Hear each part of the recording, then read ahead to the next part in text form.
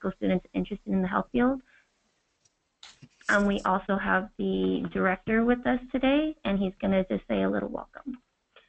Hello, everybody. Welcome. This is Dr. Tomas Magana. I am the founder and director of the Faces for the Future Coalition, and I am delighted to welcome you to our very first webinar in our Global Health Pathway series. This project is something that is very dear to us. We've launched our Global Health Initiative about 2 years ago when we felt that it was really important to incorporate preparation for global health careers into our overall efforts to work towards the diversification of health careers in general. And global health is an important one because it represents many of the competencies that we really strive to foster among developing professionals in this country. And as you guys will hear and understand, and many of you are probably very aware of this, one does not necessarily need to travel internationally to practice global health theory and competencies. Our communities in this country locally are extremely diverse, representing people from across the world, refugee communities, immigrant communities, and so on and so forth. So all of the skill sets that one develops for preparation to work in global health communities are relevant to working with communities domestically. And it is important to understand that there is not a disconnect between one or the other. They are all very connected. So as such, whatever experiences you can get locally in terms of working with international communities will prepare you in many ways for working with international communities. Having said that, however, it is important that we work towards diversifying those people, U.S. citizens, who do work in international communities. Global health careers are extraordinary. They're fascinating. They're diverse. You're going to learn a lot about them today. They do require certain skill sets and competencies that are either you acquire through your lived experiences or you will learn to get through training, internships, fellowships, and so on and so forth. So it is very important to us that we begin introducing really young people to opportunities in global health at a very early age and a very early phase in their educational development. We know that among our audience we have some of our high school students who are currently FACES students. We have some alumni, and we have some folks who are connected with us through other programs. So we really are very grateful to you all for making the time to join us in this launch, and we hope that you will join us in the 2 following webinars that are coming up and really stay connected with us through our website, through our social media, and other efforts to promote global health. On that note, I just want to really thank our team, Angela and Faye, for their extraordinary work in putting videos out to promote that, and of course our Deputy Director, Brooke Borgans, and our Program Manager, Jasmine Nakagawa-Wong, for their efforts in really getting this together. So I hope this is a valuable webinar for you. Please ask questions. That's how you're going to learn. And I think we're going to take questions as they come. Is that correct? Yes. Okay, and you'll get more information on how to do that if you've never done this before. But this is your opportunity to learn. It does not stop with this webinar. If there are other questions that you have, please reach out to us and let us know as they come up. But enjoy, and thank you. Thank you, Dr. Magana, for the introduction and the welcome. I also want to mention that we are partnering with Global Health Fellows Program 2 in this webinar. This is a fellowship program to the United States Agency for International Development that finds and supports professionals to contribute to the USAID's goals. And together with this webinar series, we are collaborating to bring more awareness to the global health field as a career.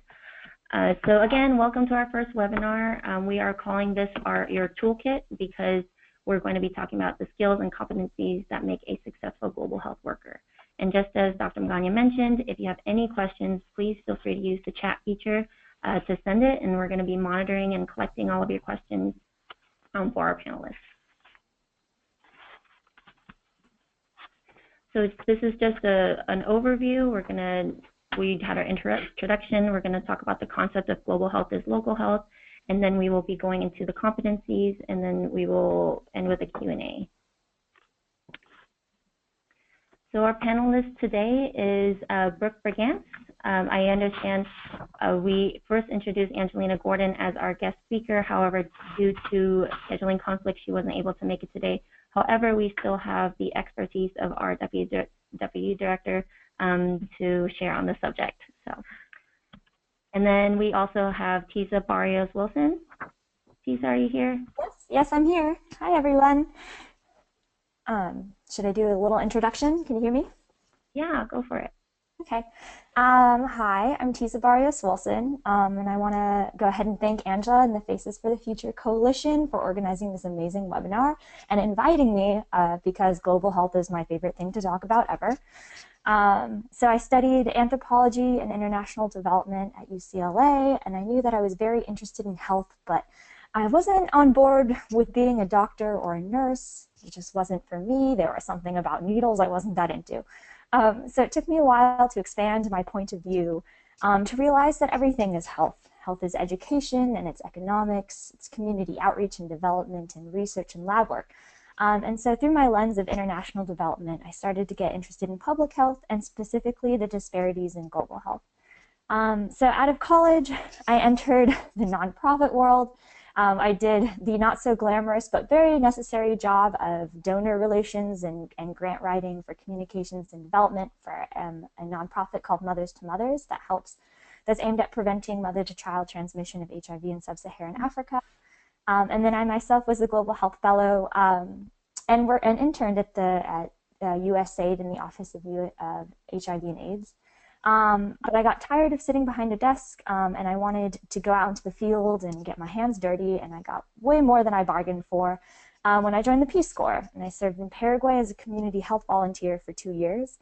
I lived in a tiny rural farming community on a dirt road, and it was the craziest, hardest, most amazing experience. And I can speak a lot about that and happy to answer any questions about the Peace Corps experience or the application process or the diverse places that Peace Corps is working in, if anyone has any questions about that.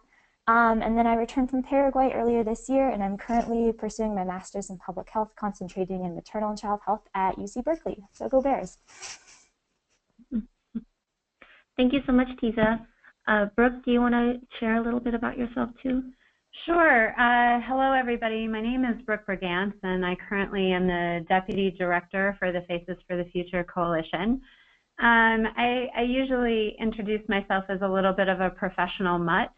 I started out actually pre-law as an undergraduate interested in child advocacy law and issues of child abuse and domestic violence. I ended up moving to New York and was working in a hospital as a patient advocate in the Department of Neurology, and happened to make a very big mistake. And this sort of gets to the heart of why culturally responsive care and cultural competency is so important to me personally. I was in the ED and had been assigned a family who were Orthodox Jews, and the grandma had had a stroke, and the eldest son was, at his mother's bedside, and I put my hand on his arm to reassure him in our next steps, and in doing so made him ritually unclean. And so he had to leave his mother's bedside and return to Manhattan and go through a ritual to return. And when he did that, in that process, his mother passed away. And so I vowed that I was never going to make that mistake again. And so I ended up going to graduate school to study world religions and comparative religions, just so I could learn more about the world and how to interact in a positive way with the diverse communities I was dedicated to working with. I ended up being the executive director of an education foundation, and having moved to California for grad school, got very involved in public education, worked for Pivot Learning Partners, which is a consultant firm for school districts, on everything from community engagement to some budget redesign issues and things like that in response to some cuts. And I got invited to a FACES graduation, where I saw all of the things I really had been passionate about in my life married. And so it was youth advocacy, it was health, it was education, It was working with underserved populations. And so I was able to secure a position initially as a program manager for one of the largest FACES programs in Oakland, California, serving about 100 students, and have subsequently moved to Public Health Institute to work with the Faces for the Future Coalition. So that's a little bit about me. Thank you both, Brooke and Tisa. Again, if you have any questions for either of them during the course of this webinar, feel free to use the chat feature. So we're going to continue on. So before we go into the competencies, I'd like to provide some background into the concept of global health as public health and global health as local health. So this refers to the way that many issues globally are happening locally as well. So issues like disaster relief, homelessness, pollution, or healthcare access. My example here is actually toxic stress. So if someone lives in a poor area where they are constantly on high alert and constantly feel stressed about things like gangs and violence and theft, that level of stress is comparable to someone on the other side of the globe who is also on constant high alert dealing with those same issues because they're living in war or poverty. And this is useful for you all to know because we understand that a barrier that some people face when wanting to enter the global health field is how to gain experience without going abroad to another country. And while going abroad is still extremely important to your pathway, the concept of global as local shows you how you could still build these skills that we're about to talk about, even if you are at a place where you can't go abroad just yet. So an example relating to toxic stress is learning how to reduce the stigma behind accessing mental health services or actually providing services to a community with someone that understands the culture.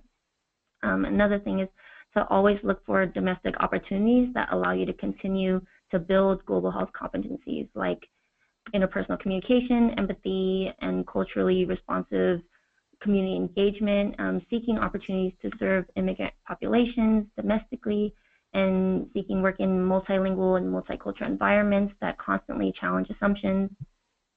By doing this, you will build skill sets that help break down those silos that define the world as us and them, while making yourself a much more competitive candidate for the global health jobs of the future.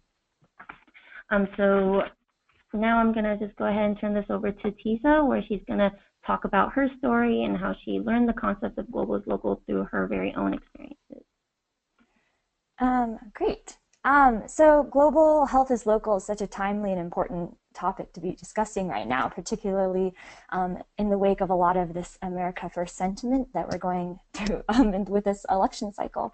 And the thing is, you don't really need to go far to work in global health. We're so connected through our technology. I swear I just got a Snapchat from my host mom in Paraguay, and through trade and through commerce and migration that you can find pockets of diverse communities and populations all over the United States and particularly here in California. So getting to the example of toxic stress, which is one of those overarching problems that we see here in the States and also all over the world, and even in my little community in Paraguay. I think there's a big shift going on in public health where we're looking upstream at how the social determinants of health affect health outcomes. So social determinants are things like the neighborhood that you live in and your income level and all of these things, and how they translate through biological pathways to different health outcomes. And a lot of this research is looking at how this constant stress of discrimination and racism and all the things that come along with that, and particularly in immigrant and refugee populations, this stress can get under their skin and translates to things like high cortisol levels and the dysregulation of hormones, and this causes a lot of adverse health outcomes.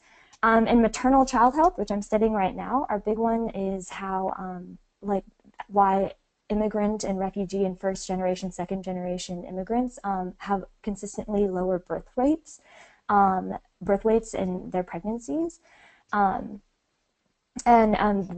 big theory is that it's the constant stress of living in these environments. And dealing with a lot of constant discrimination. But there's a variety of different health outcomes that it affects: obesity, high blood pressure, diabetes, developmental problems. And so just to echo this is something that I saw in my small community in Paraguay, where there's a lot of people living in poverty and this constant stress of not knowing if they were going to be able to provide for their families, really translated to a lot of poor health outcomes. And just to echo this, due to our interconnectedness right now through migration and technology and trade, we're all facing the same health problems. The biggest health problem in my small community in Paraguay, I was expecting it to be, I don't know, something more exotic, but it was heart disease and high blood pressure, and the same that we have here in the States. And I think it doesn't all have to be negative. There are a lot of, the one that caught me by surprise was the proliferation of technology and social media and smartphones. My very first night in Paraguay, I got to meet my host family. And we all sat down for dinner for the first time, and I swear my host sister was on her cell phone the entire time, talking on WhatsApp and on Facebook and sharing memes and using emojis. And it was just something that caught me by surprise. It was like I hadn't even left the United States of America. And so a lot of the work that I did in Paraguay, particularly around youth, had to do with addressing some of the negative outcomes of having access to this technology, like cyberbullying and internet safety. But a lot of it was talking about how to leverage social media and online networks to help community mobilization, to share stories, to connect people, and to really help create a collective responsibility to improve the community. And so, yeah, so the things that we're doing here in the States are so applicable to everywhere, even in the most unlikely places, like a small rural farming community in Paraguay. And so everyone can get the experience that you need just by starting here in the States. Thank you so much, Tisa. So we have a couple questions coming in, and one is, well, sorry, just to talk to the audience real quick. I understand some questions are coming in, and they will be answered with our later content.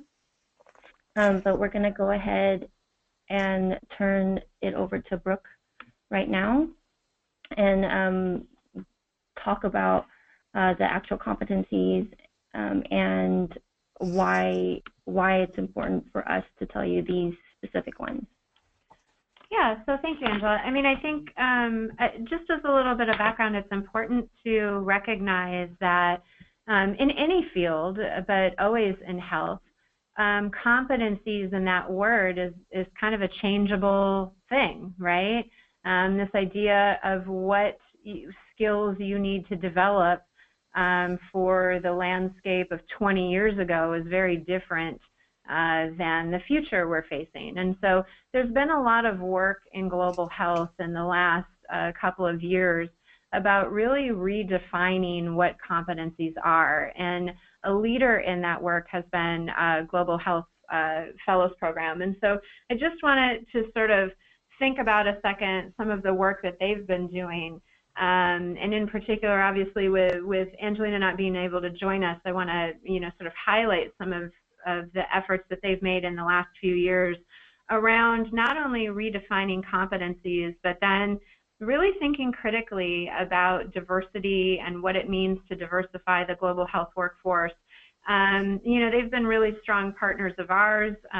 They've been partners with Global Health Corps, GlobeMed, and really their efforts have been around providing us with tools and systems and activities to really begin to open up global health to minority students, candidates, folks coming from underserved and underrepresented backgrounds in the U.S., and early, kind of career professionals, and just sort of doing that career exposure piece that we know is so important, but also with very concrete understandings of what are the skill sets that you need to build? How do you do that?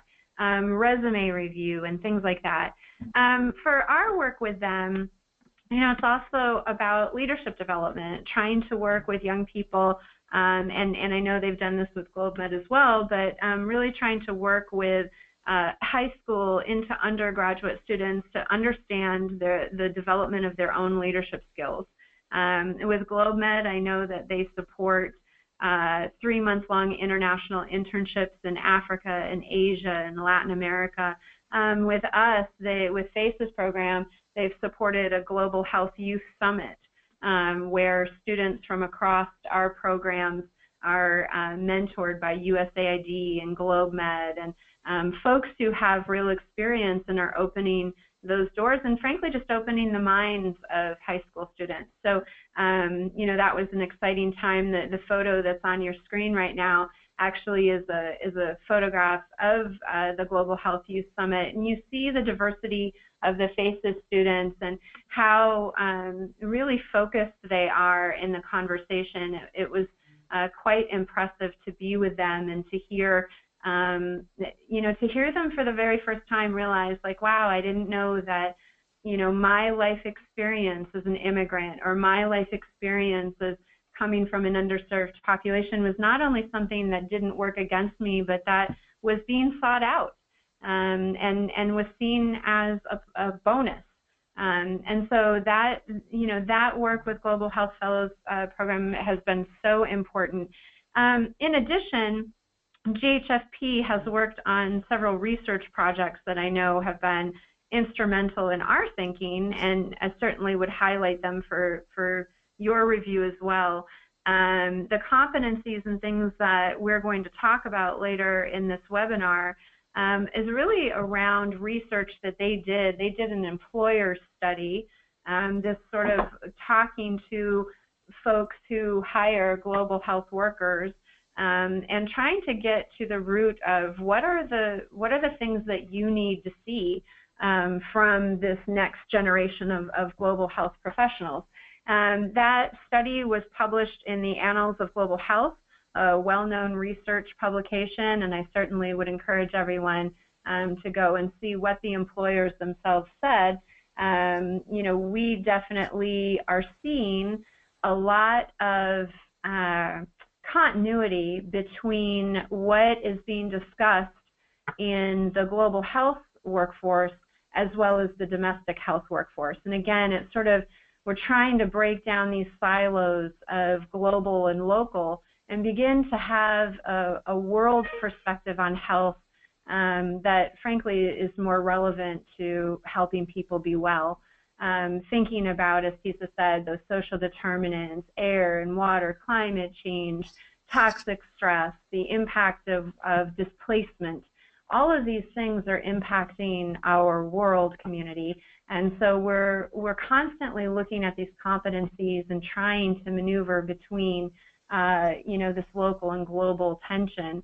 And so Global Health Fellows program has been instrumental in that. Highly recommend that you go check out that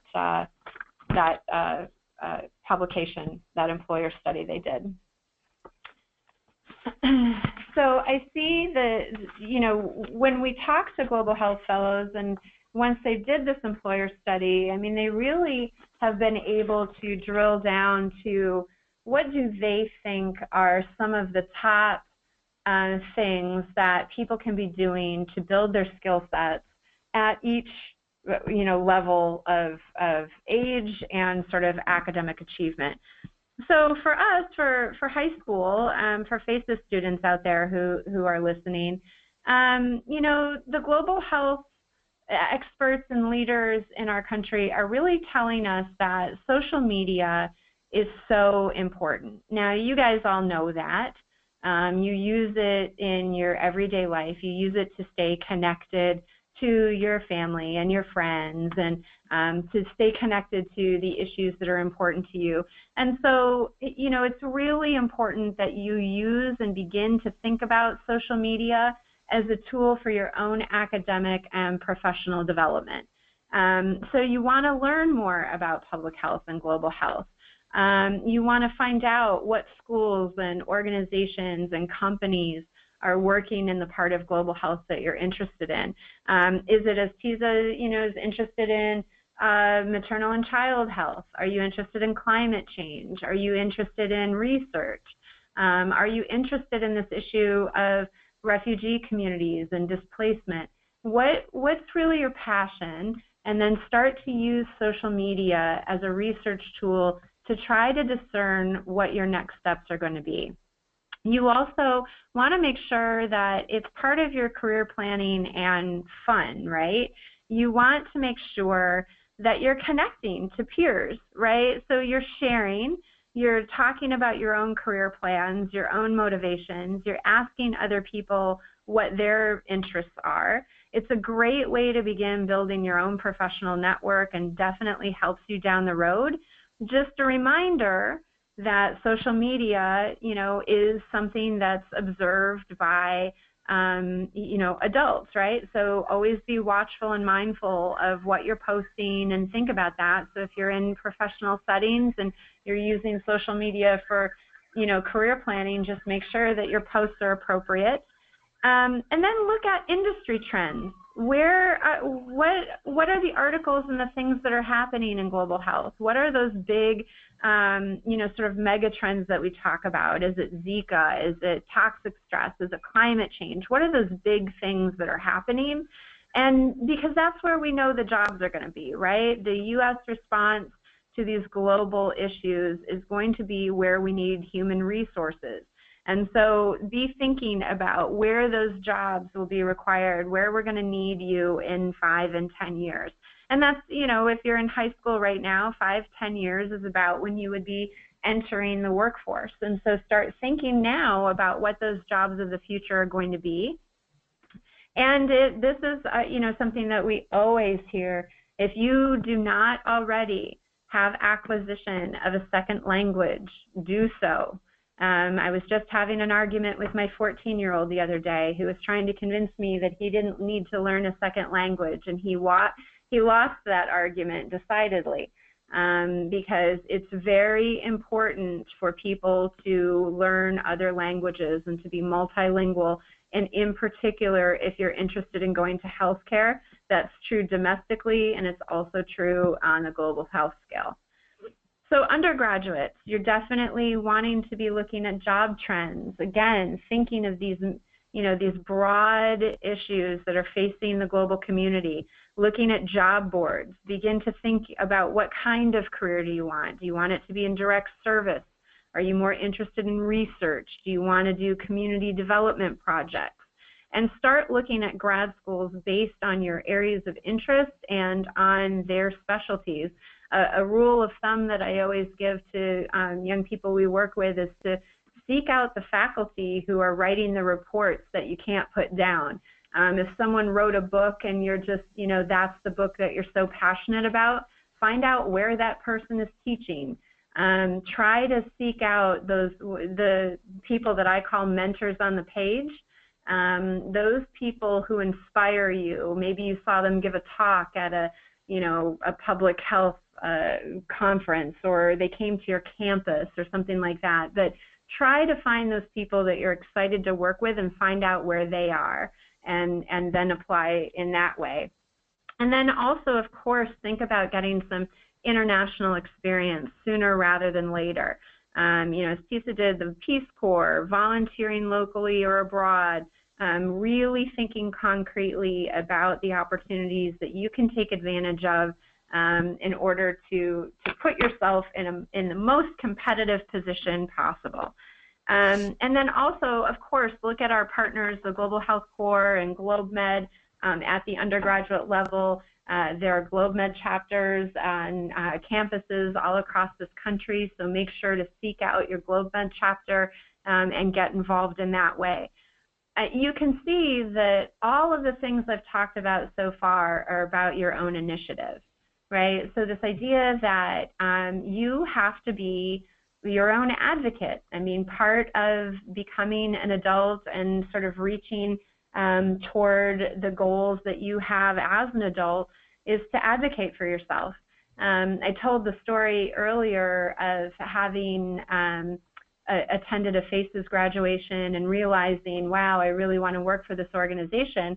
What I didn't tell you was the way that I got that first job was I actually asked Dr. Magana out to coffee, And I sat him down and I said, I'm a really dedicated person. Here's all my skill set. I really want to work for FACES, and I'm willing to do whatever it takes in order to make that happen. And, it's that kind of initiative sometimes that plants a seed in someone's mind. Oh, wow, maybe I should consider this person for this job or this opportunity or this fellowship. And so you have to really believe in yourself and be dedicated and passionate about what you want to pursue.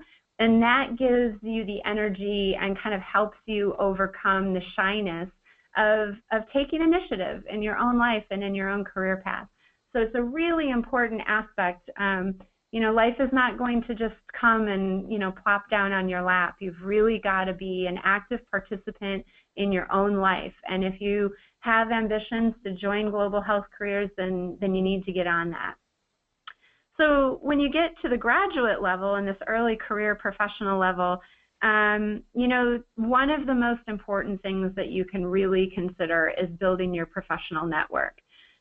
Really making sure that your professional, so like all of your work, your professionalism, the fact that people view you with, you're a credible person, you're a competent person, and that you're constantly reaching out and making relationships happen. So you're constantly, handing out your card, you're introducing people, you're not on the sidelines. When you have an opportunity, you take it.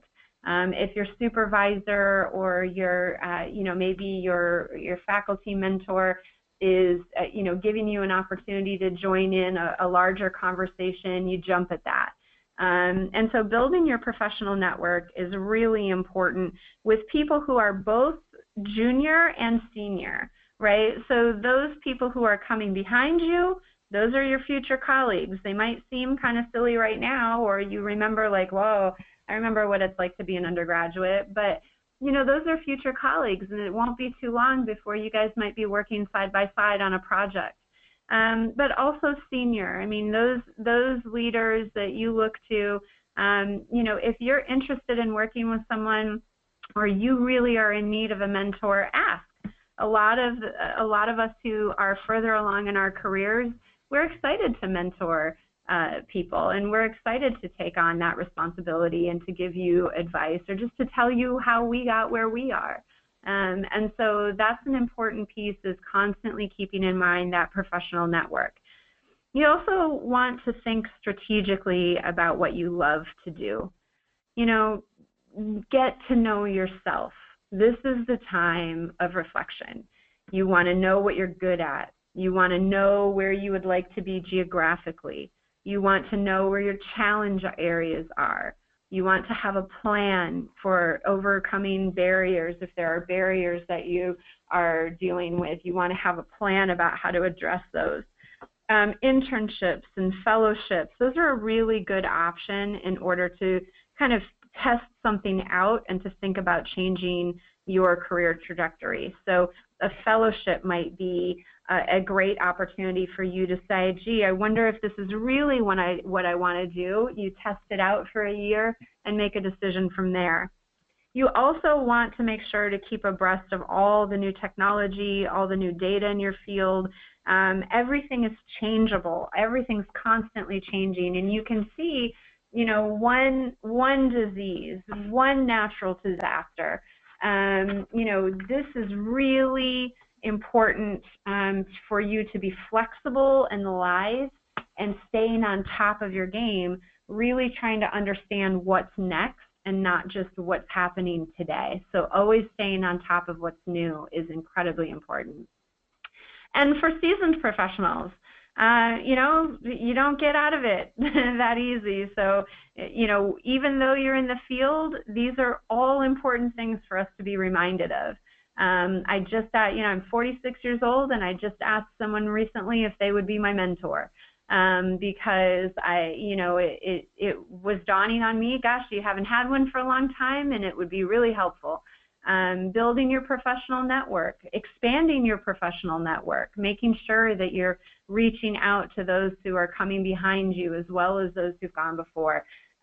You've got to be able to be responsive also. You know, when you get to this part of your life where you begin to introduce family or maybe children or a move or some of these other adult responsibilities, you know, what you want to be or what you thought you wanted to be might have changed. That's happened to me. I mean, you have to be unafraid to shift your career mid-career. You have to be able to think outside the box and to test yourself again. It is possible to go from domestic to international work. If you've been working in this country, it does not mean that that dream you had back when you were an undergrad can't come true. You've got to think about, you know, gosh, is it time for me to learn some new technology? Have I really stayed abreast of all of the things that I need to do? Am I really making myself a lifelong student? And believing in yourself and believing in those dreams that you had, you know, that's a really important thing to be reminded of, even when you get to be, you know, my age. It's an important thing. And this is where your network and all of that work you've done professionally really helps. Once people know you want to make a career change, once they understand that you're interested in new horizons, you know, it's always amazing to me. Those colleagues come out of the woodwork to help guide you. They offer opportunities, and they're excited about it the same way that you are. And so I think that if I had sort of one word to sum up this section for seasoned professionals, it would be courage. The courage to rethink where you are, to reach out for something new, and to be brave about your own future. The other thing, obviously, you know, that it's hard to find time for sometimes, but I think is really important, is staying active in all those professional associations, your networks, your trainings. You know, there's so many changes in the administration, changes in funding, new pandemics and epidemics reshape the field. So it's important, even though it can be hard to find the time, and sometimes if you work for small organizations, difficult to find the funding, try to stay abreast of all of the new things that are happening through those professional associations. Don't just have it be something that's on your LinkedIn profile. You know, get involved. I recently attended the APHA conference in Denver. You know, I learned a lot, and it was worthwhile.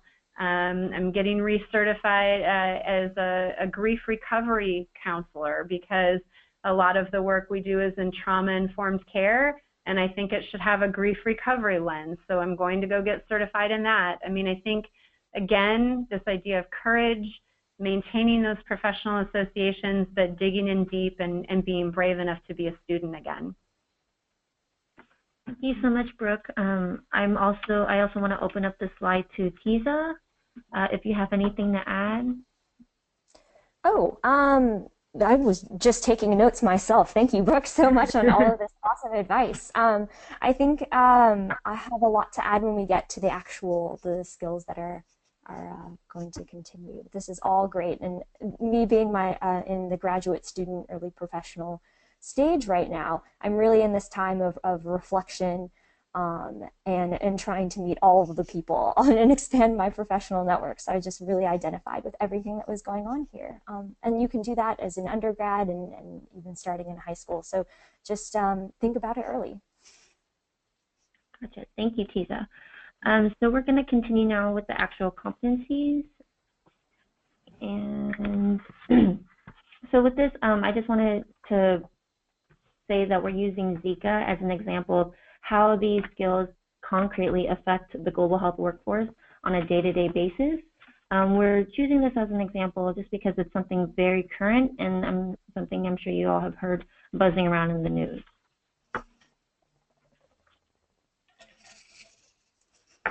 So this first competency, this is Brooke again, this first competency, and remember, these are coming directly from global health employers who were studied by GHFP. And so these are your future bosses speaking here, so listen.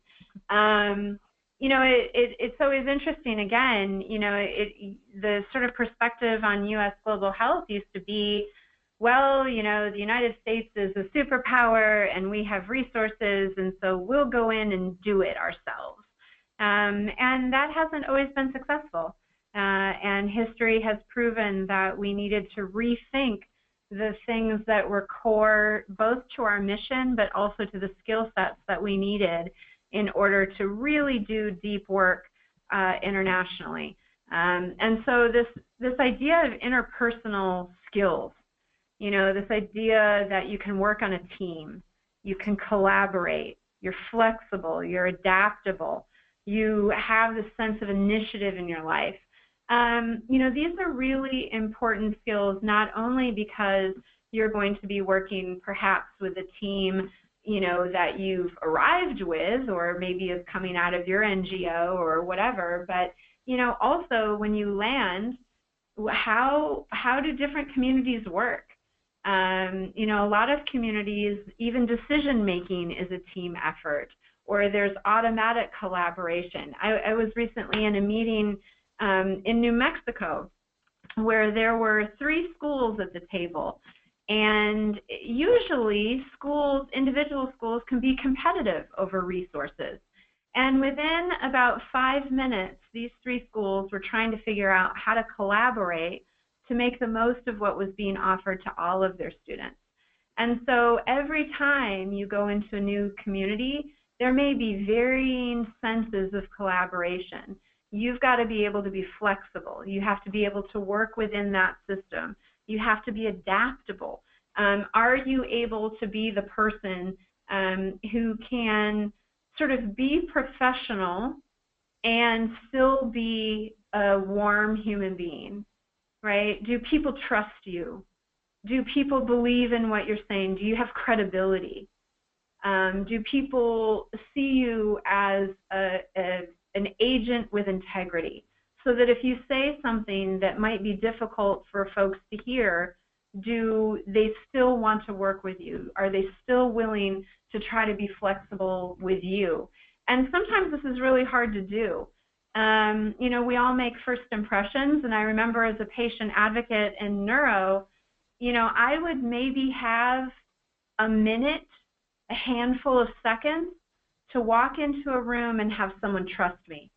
And so imagine if you land in a chaotic situation, there's just been a natural disaster and people are traumatized, your ability to be flexible but also to garner trust in the people that you're working with on a team, maybe other health providers that you know, usually run the hospital but are injured. I mean, think of these things we see on the news and try to imagine having to work with teams that are multinational, who may have varying agendas, and in situations that are adaptable in and of themselves.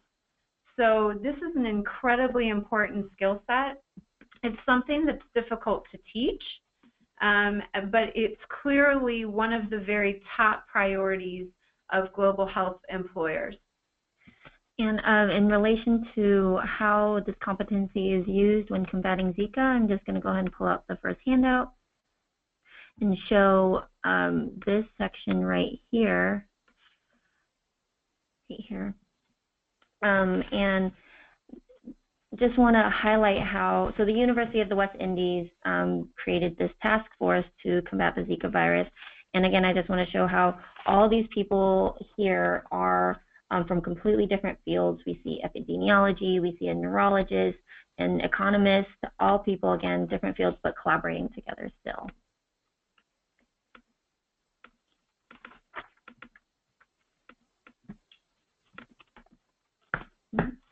Sorry, can you? That's okay. So as Angela finds our next slide, we can see that our next global health competency we want to talk about is creative problem solving. Right, so I've already sort of talked about this a little bit. You know, this idea of being a lifelong learner, and the ability to process information. I always call this like triaging the to-do list, right? Like looking at what's got to be accomplished and backwards planning. If I need to have something done by, you know, Thursday, and I know that Wednesday and Tuesday have a lot of stuff in them. How am I going to make this thing happen, right? So you're constantly thinking about time management. You're solving problems on the fly. You're able to process information. You're able to think about something concrete and in the moment and how it might apply to a system and back and forth between those two. How does, transportation, how is transportation going to impact your ability to get the medication that you need to a remote village? You've got to think about problem solving, and sometimes that can be as literal as, how do I get this Jeep through a washed out river? You might be working in an international setting where maybe the river washed out the road and you've got to figure out how to get the Jeep across, all the way to thinking about, I've got this grant and I have to figure out how to manage these resources creatively because I don't have enough money in the grant to do all the things I need to do. So creative problem solving is an incredibly important skill set to have. Understanding, your community, being able to think of these new solutions. I always think of an example. Dr. Mike DeRosa from Samuel Merritt University does global health trips to Panama, and he runs primary care clinics in the jungles of Panama and brings students and things like that. And one of the things they realized was that there were 3 or 4 different layers of translation that have to occur in order to explain medication to a mom who might have 5 or 6 children with her, each child getting 3 or 4 different prescriptions.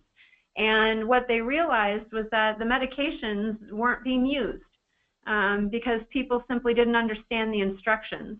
And they didn't have a way to write them down because the population is illiterate, and they didn't have a way to translate it because it's an indigenous language and no one there spoke it. And so he created a pictogram, basically a picture prescription set of instructions on how to articulate, you take 2 of these in the morning with food.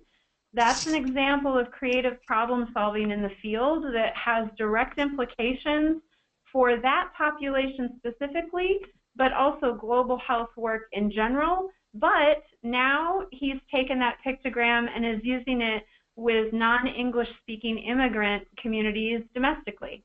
So we saw that it has domestic application as well.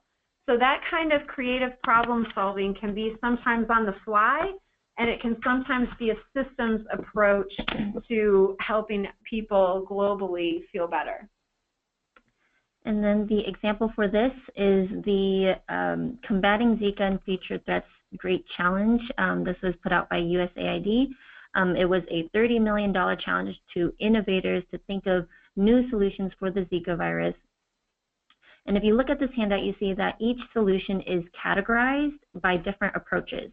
One of my favorites is this community engagement piece and using the youth to spread awareness about Zika.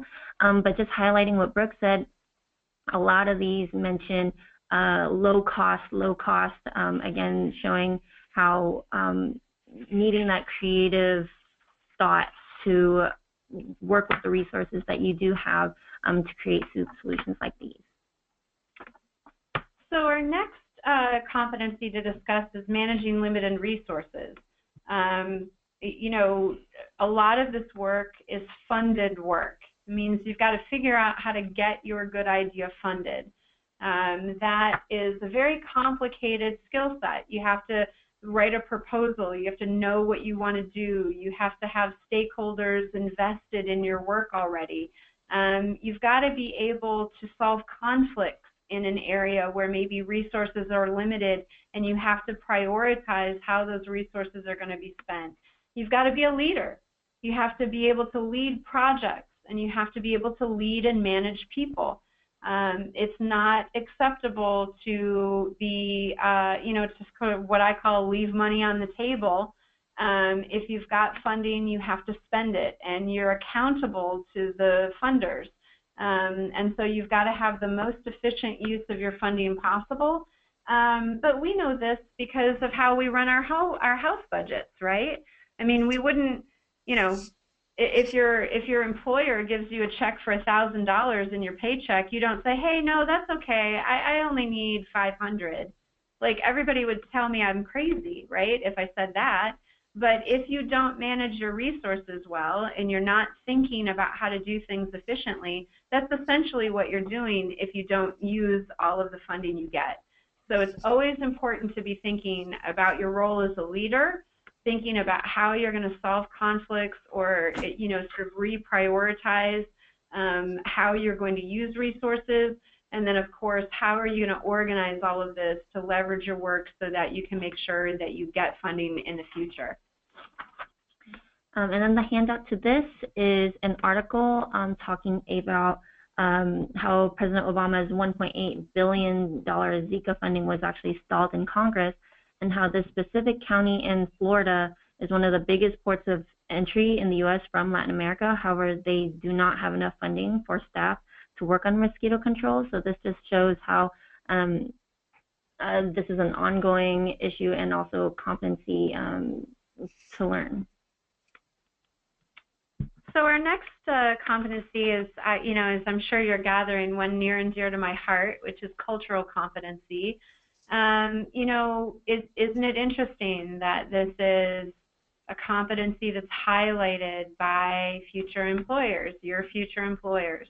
The fact that not only are they looking to diversify the global health workforce, but when you arrive, they want you to be able to respect and promote cultural differences, to be responsive, to check yourself. I mean, in FACES, we often call this check yourself at the door, right? This idea that you are understanding your own behavior, your attitudes, your own implicit bias. You know, you have to be able to exercise the skill of empathy. What is it like for this person? Am I being responsible? Have I made assumptions about this community that are unfair or that are hindering the work moving forward? Am I being as productive and concrete as I can be in how we're going to work together as a team, but doing that in a way that is responsive to people where they are? It's always so easy to make assumptions about folks. I always think of a great example here at Public Health Institute where they, you know, there's a large cook stove initiative, and they had, you know, gotten a grant, and they went to Southeast Asia and they built cook stoves, and by gosh, that was just going to be the greatest thing ever.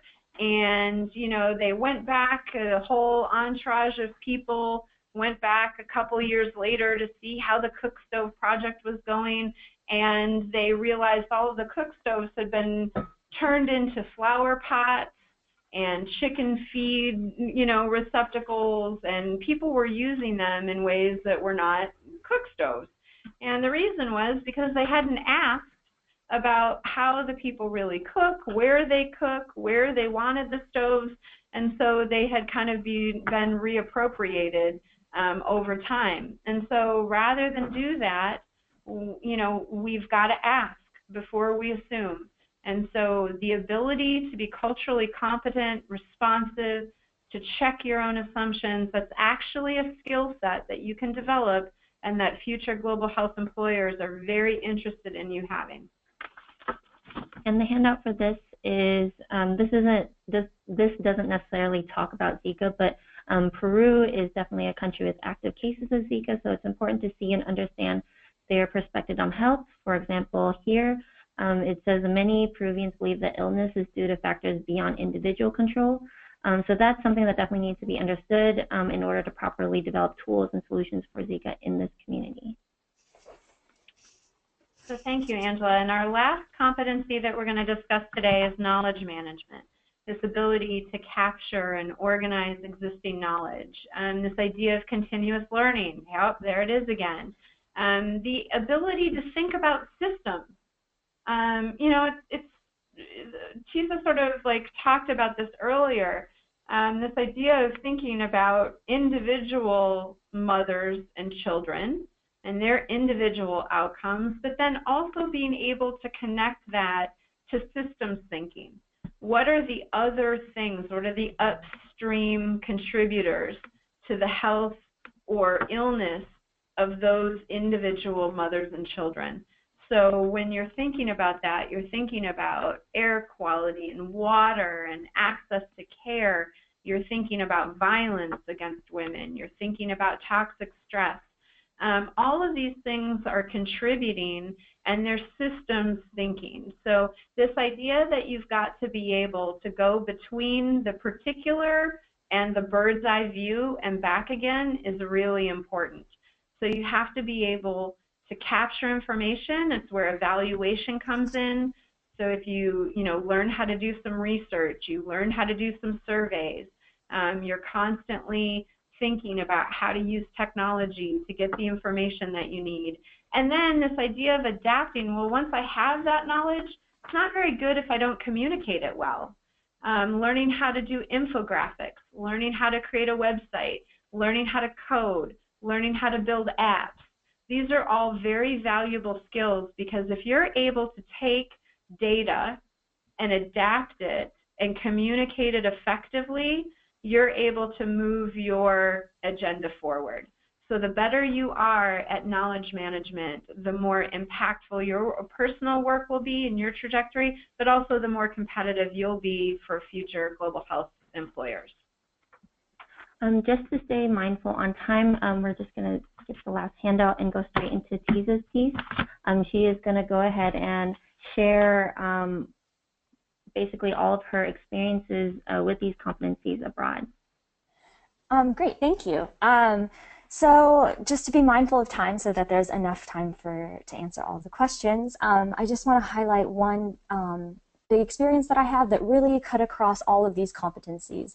And it was that really relies a lot on interpersonal skills and cultural competency, all of these things, is that a lot of the work that we do abroad and even here in communities in the States is we do capacity building or transferring skills to local members of the community. And it is so important to forge strong community partnerships for sustainable programs.